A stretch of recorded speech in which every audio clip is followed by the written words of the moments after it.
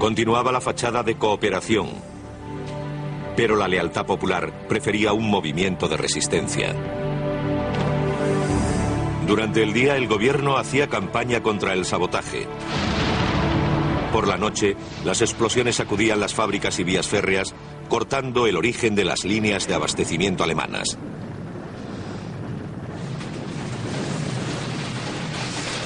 En el verano de 1943, los informes de las derrotas alemanas en Rusia, norte de África y sur de Europa animaron a los daneses a mostrar una resistencia más activa. Hubo huelgas en todas las ciudades. No solo en las fábricas, sino en todas las ciudades. Se cerró la administración y todo tipo de tiendas.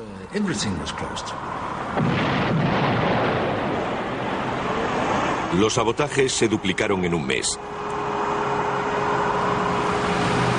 Pero los daneses que no podían realizar sabotajes encontraron otros métodos para resistir, desafiando incluso a su propio gobierno. Trabajábamos muy despacio. No trabajamos al mismo ritmo que antes de la guerra.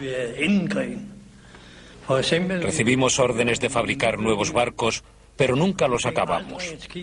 Saboteamos la construcción. Al final tuvieron que llevárselos a Alemania para terminarlos. Las autoridades danesas hicieron lo que pudieron para desconvocar las huelgas. Pero se dieron cuenta de que era imposible. Habían perdido toda autoridad.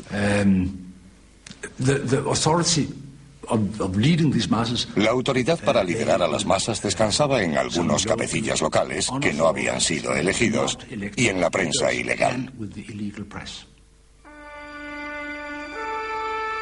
Era un gobierno solo de nombre. Los dirigentes políticos daneses tenían un último as en la manga. La mañana del 28 de agosto de 1943 recibieron un ultimátum de los alemanes. Debían prohibir las huelgas, imponer el toque de queda y ejecutar a los saboteadores. Dinamarca debía responder a las 4 de la tarde. El Parlamento debatió sus exigencias durante 6 horas. Había algunas exigencias que no podían aceptar.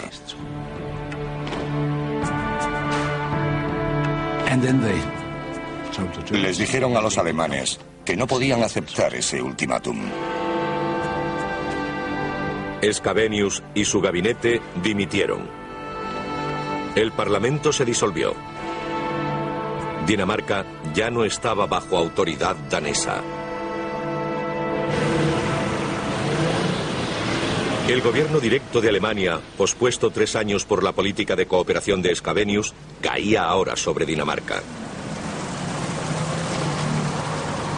La Wehrmacht ocupó las principales instalaciones. Se prohibieron las concentraciones de más de 5 personas. Impusieron las nuevas normas por la fuerza. Ahora ya sabíamos dónde estábamos. Éramos 2 partes enfrentadas. La colaboración se había hecho imposible.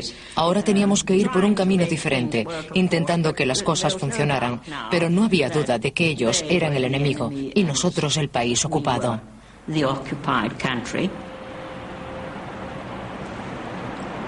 Semanas después, tuvieron que enfrentarse a la primera crisis cuando Adolf Hitler ordenó a sus comandantes que impusieran las leyes racistas alemanas en Dinamarca.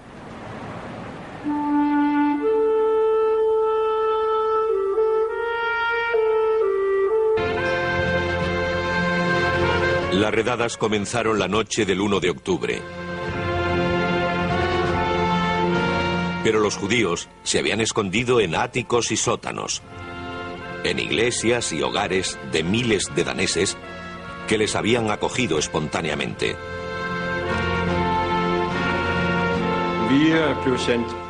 Una vez nos enviaron a Finn, Odense, para recoger a unos judíos que llegaban en el tren de Jutlandia.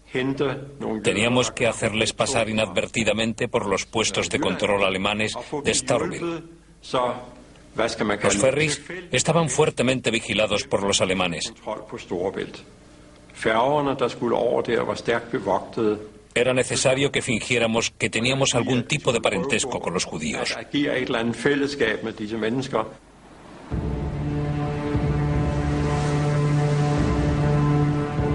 El refugio sería Suecia, a pocos kilómetros a través de un mar patrullado por la marina alemana.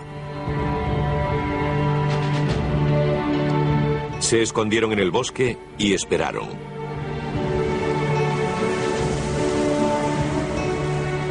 Herbert Pundik y su familia fueron recogidos por uno de los muchos pescadores que se arriesgaron y salvaron a casi todos los judíos daneses. Miré a la costa y vi algo que nunca olvidaré. No soy una persona religiosa, pero sigo conmoviéndome cuando pienso en ello.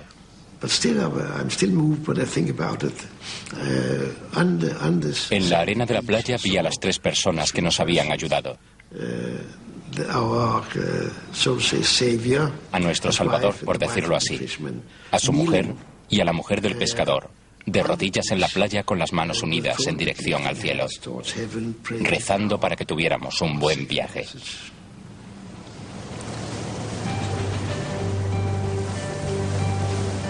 El rescate de los judíos había unido a los daneses justo cuando empezaban a ver el movimiento de resistencia como su primer gobierno de hecho.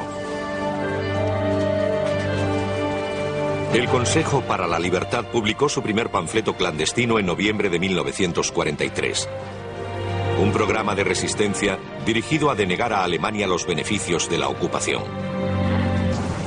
En un desesperado intento por detener las explosiones, el gobernador alemán impuso el toque de queda a la población de Copenhague en junio de 1944. Los trabajadores de los astilleros Burmeister y Bain tomaron represalias con un esquema ingenioso pero arriesgado. No queríamos el toque de queda. Queríamos nuestra libertad. No queríamos estar confinados por las noches. A las 12 de la noche salíamos a la verja y empezábamos a golpearla. Decíamos que queríamos volver a casa porque necesitábamos regar nuestros jardines. 1.200 trabajadores de los astilleros terminaron temprano su jornada, pero insistieron en que no era una huelga. Debían atender sus jardines por la tarde porque el toque de queda les impedía regarlos por la noche. Este movimiento se extendió rápidamente. Miles de trabajadores salían de sus trabajos unas horas antes, pero pocos iban a cuidar los jardines. Reunidos en las calles, se manifestaban, hacían hogueras y se burlaban de las patrullas alemanas. El primer día, los alemanes mataron a 6 daneses.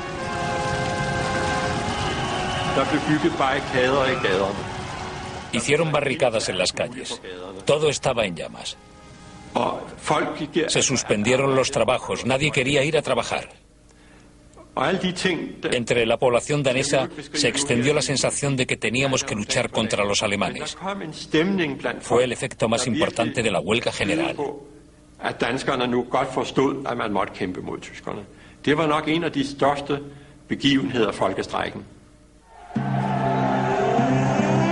El gobernador nazi Werner Best aumentó la fuerza. Ordenó que los soldados dispararan a todos los grupos de más de 5 personas. Cortó la electricidad, el gas y el agua. Los daneses respondieron guisando en hogueras y tomando agua de un lago cercano. Best intentó bloquear la ciudad, cortar el contacto con el mundo exterior. La población siguió las instrucciones de los cabecillas de la resistencia. Hasta que no termine el toque de queda y paren los tiroteos, seguid con la huelga, dijo el Consejo para la Libertad. El Consejo era el que nos daba las normas a seguir. Estaremos en huelga hasta mañana a las 12. La gente lo cumplió. A las 12 en punto del día siguiente, todo empezó de nuevo. Los alemanes lo respetaron.